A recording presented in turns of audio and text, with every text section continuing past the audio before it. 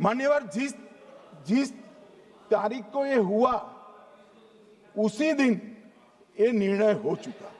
मान्यवर, इसके बाद में कल गोगाई जी कहते थे मोदी जी 24 को पहलगाम जाने की जगह बिहार गए। सुनो यार। मान्यवर, मोदी जी जब ये पहलगाम घटना हुई यहां नहीं थे, विदेश में थे। आने के बाद तुरंत सीसीएस बैठक की और मोदी जी जिस दिन बिहार गए उस दिन पहलगाम में कुछ नहीं, कोई नहीं था, सिर्फ राहुल गांधी थे।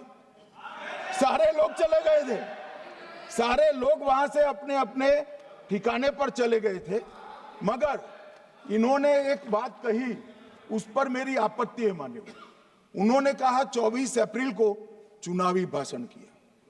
मान्यवर, देश का नेतृत्व करने वाले देश के प्रधानमंत्री की फर्ज होती है कि देश की संप्रभुता पर, देश के नागरिकों पर अगर ऐसा जघन्य हमला होता है तो जनता की भावनाओं के अनुरूप जवाब देना चाहिए। मान्यवर, मैं आज आपकी परमिशन से मोदी जी के बिहार भाषण के कुछ अंश पढ़ना चाहता हूं। कोट अनकोट है। 22 अप्रैल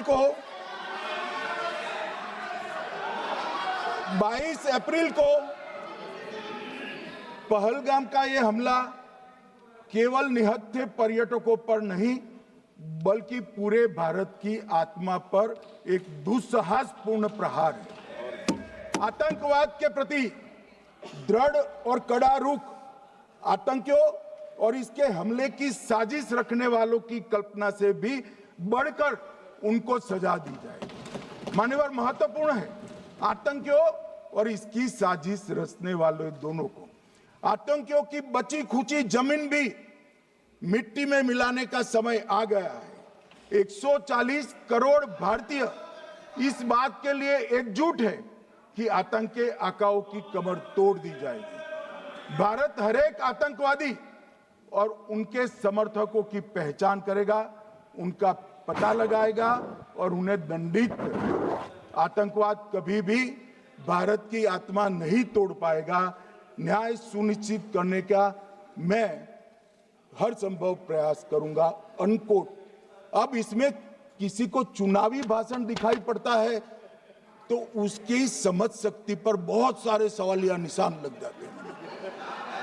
ये चुनावी भाषण नहीं है, आतंकवाद के खिलाफ लड़ने का 140 करोड़ भारतीयों का प्रतिघोष है जो मोदी जी ने वहां दिया। इनको चुनावी भाषण दिखाई पड़ता है। जैसे चश्मे होते हैं ऐसी ही दृष्टि होती है। मान्यवर, इसके बाद 30 अप्रैल को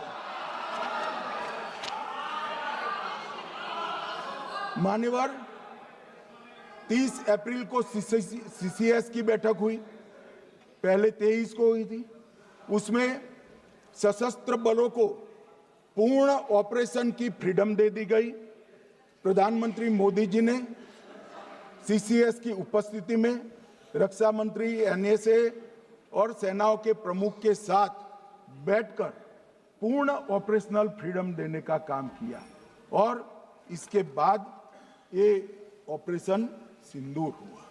मान्यवर, ऑपरेशन सिंदूर 7 मई को रात को 1:04 से 4 मिनट से 1:24 तक चला। उसमें पाकिस्तान के 9 आतंकी ठिकानों को ध्वस्त कर दिया और पूरी दुनिया ने इसके दृश्य देखे। साहब, इससे बड़ा संयमित हमला नहीं हो सकता। आजकल दुनिया में युद्ध चल रहे हैं, हम देख रहे हैं, बच्चे मर रहे हैं, महिलाएं मर रही, निर्दोष मर रहे। हमने 9 आतंकी अड्डों को समाप्त किया परंतु एक भी सिविलियन नहीं मारा गया, केवल और केवल आतंकी मारे गए। स्थान थे मरकज सुभान अल्लाह बहावलपुर, मरकज तैयबा मुरीद के, महमूना जाया कैंप सियालकोट। अरे नाम सुनो, काम में आएंगे। सरजाल camp Sialkot, Sawai Nala camp Muzaffarabad, Syedna Bilal camp Muzaffarabad, Gulpur camp Kotli, Barnala camp Bhimber और अब्बास कैंप कोटली। मान्यवर, सर्जिकल स्ट्राइक और एयर स्ट्राइक में हमने पाक ऑक्यूपाई कश्मीर में ही हमला किया, एक प्रकार से भारत के हिस्से पर ही हमला किया। पाक ऑक्यूपाई कश्मीर हमारा ही है, तो हमने तो हमारे हिस्से में हमला किया। मगर इस बार 100 किलोमीटर अंदर घुसकर पाकिस्तान की भूमि पर आतंकवादियों को तबाह करने का काम। और मान्यवर, ये आतंकी वो के ठिकानों पर हमला हुआ, इसमें मारा कौन गया?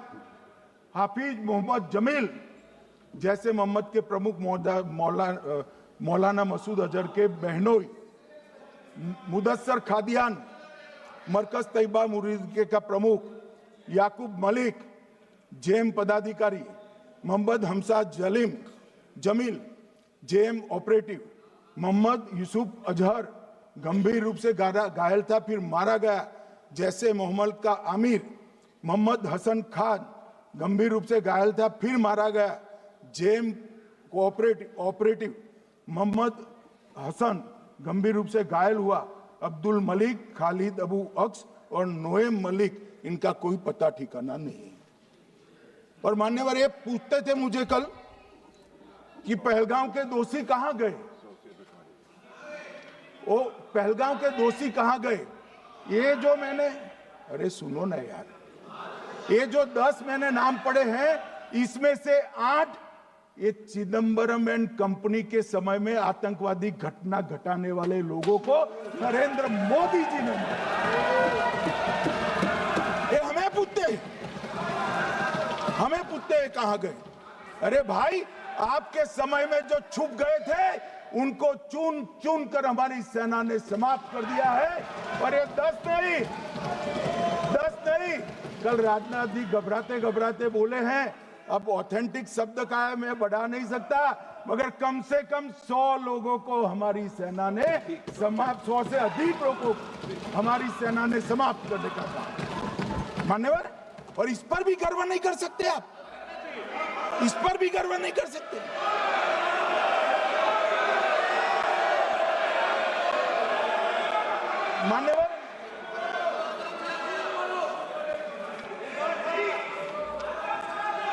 मान्यवर, 7 मई को 1:26 पर 22 मिनट पर ये हमारा काम समाप्त हो गया। हमारे डीजीएमओ ने उनके डीजीएमओ को बता दिया कि भाई हमने आतंकवादी हमलों पर स्थानों पर सिर्फ हमला किया है, इनके हेडक्वार्टर पर हमला किया है, जो हमारा आत्मरक्षा का अधिकार है। पूरी दुनिया इसको एक्नॉलेज करती है। ऐसा नहीं हो सकता मनमोहन सिंह के समय की तरह कि वो आकर मारेंगे और हम चुपचाप बैठे रहेंगे और जाकर चर्चा करेंगे। नरेंद्र मोदी सरकार, ऐसा नहीं हो सकता। डोजियर भेजते रहेंगे। मान्यवर, उरी में हमला हुआ, हमने सर्जिकल स्ट्राइक किया। पहलगाम में हमला हुआ, एयर स्ट्राइक करा, और अरे पुलवामा में हुआ, एयर स्ट्राइक करा, और पहलगाम में हमला किया। 100 किलोमीटर अंदर जाकर 9 अड्डों और 100 से ज्यादा आतंकवादियों को समाप्त। मान्यवर, अब देखिए, हमने तो हमला किया था पाकिस्तान स्थित टेररिस्ट ठिकानों पर। अब पाकिस्तान से गलती हो गई, टेररिस्ट ठिकानों पर जो हमला किया था उसको वो अपने पर का हमला मान बैठे और पूरी दुनिया में कहते थे कि हमारा टेररिज्म से कोई लेन देन नहीं है। ये तो अब ऐसे ही ग्रुप करते, हम तो विक्टिम है, जो मनमोहन सिंह ने सर्टिफाइड भी कर दिया था कि ये भी विक्टिम है। मान्यवर, मगर दूसरे दिन इनकी श्रद्धांजलि का कार्यक्रम हुआ और पाकिस्तान को मालूम नहीं पड़ा कि ये पूरी दुनिया देखेगी। सेना के आला अफसर उनके नमाजे जनाजा में उपस्थित हुए, उनके जनाजे को कंधा दिया, और ये सारे आतंकवादियों के जनाजे के जुलूस के अंदर पाकिस्तानी सेना, इनके अफसर, आईएसआई के अफसर, वहां की पुलिस के अफसर अश्रुभीनी आंख के साथ जुड़े थे। और मान्यवर, ये सिंदूर ने पाकिस्तान को पूरी दुनिया में एक्सपोज कर दिया कि पाकिस्तान के अंदर टेररिज्म, स्टेट स्पॉन्सर्ड टेररिज्म है। ये पूरी तरह से मान्यवर पूरी तरह से एक्सपोज हो गया। 8 मई को पाकिस्तान ने हमारे रिहायशी इलाकों में हमला किया, हमारे सेना के अड्डों पर हमला किया, मगर एक भी मिसाइल से उनका कुछ नुकसान नहीं कर पाई। बहुत नजदीक से की हुई गोलाबारी के कारण हमारे एक गुरुद्वारा टूटा, एक मंदिर टूटा, कुछ हमारे नागरिक हताहत हुए। और दूसरे दिन 9 मई को मोदी जी ने सेना को हुक्म दिया, एक मीटिंग करी, राजनाथ जी, मोदी जी, एनएसए, सेना के सारे अध्यक्ष, और जवाब देने का तय किया और उनके 11 एयरबेस को क्षतिग्रस्त करने का काम किया। मान्यवर, 8 एयरबेस इतने सटीक तरीके से तोड़े गए, पाकिस्तान की पूरी एयर डिफेंस सिस्टम धरी की धरी रहेगी, कुछ नहीं कर पाई। नूर खान चकलाला एयरबेस तोड़ दिया गया, मुरीद तोड़ दिया गया, सुगुर्दा तोड़ दिया गया, रफीकी तोड़ दिया गया, रहीम यार खान तोड़ दिया गया, जकोबाबाद तोड़ दिया गया, सुक्कुर और भोलारी भी तोड़ दिए।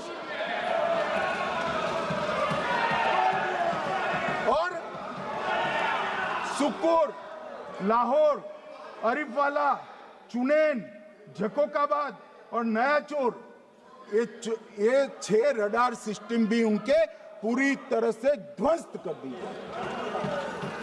2 surface to air guided weapon Lahore और ओकारा में इनका जखीरा भी समाप्त कर दिया गया। और मान्यवर, ये हर चीज में पॉलिटिक्स करते हैं, हर चीज में। जब उन्होंने हमारे रिहायशी इलाकों पर हमला किया, फिर भी हमने इनके रिहायशी इलाकों पर हमला नहीं किया, सिर्फ इनके एयरबेस और एयर डिफेंस सिस्टम को निशाना बनाया और उनकी आक्रमण करने की क्षमता को पंगु कर रख दिया। हमारी पूरी सेना, पूरी वायुसेना, पूरी नौसेना अक्षुण्ण थी और उनकी हमला करने की क्षमता को हमने छिन्न विछिन्न कर दिया। पाकिस्तान के पास शरण में आने के अलावा और कोई चारा ही नहीं था। इसलिए मान्यवर, इसलिए 10 मई को डीजीएमओ ने, पाकिस्तान के डीजीएमओ ने भारत के डीजीएमओ को फोन किया और 5 बजे हमने इस संघर्ष को विराम किया। अब मान्यवर,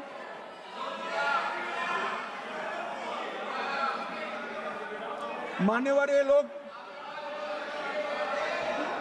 लोग कल सवाल उठा रहे थे कि इतनी अच्छी पोजीशन में थे, आपने युद्ध क्यों नहीं किया? युद्ध के